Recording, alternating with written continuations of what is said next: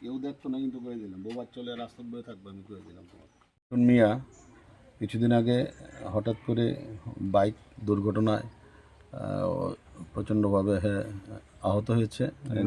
দুটো হাতেই ওর ভেঙে গেছে, এর মধ্যে একটা একদম দুই টুকরা হয়ে গেছে। এটাতে রড লাগানো হয়েছে আর এটাতে প্লাস্টার করা হয়েছে। তো আজকে খবরটা আমরা একটু দেরিতে পেয়েছি, তো আজকে আমরা এসছি।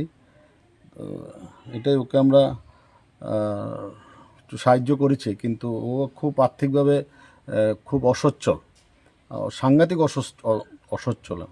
তো এই জন্য ওকে আমরা একটু সাহায্য করার চেষ্টা করছি।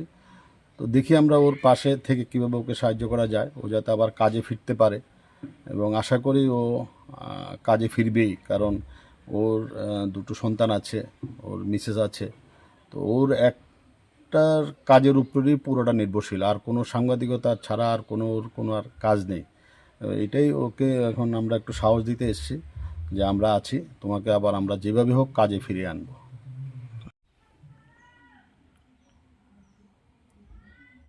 আর এই ডাইন হাতটা এক তারিখ খুলে দিয়ে দিবি, মোটামুটি রিকভারি হয়ে গেছে।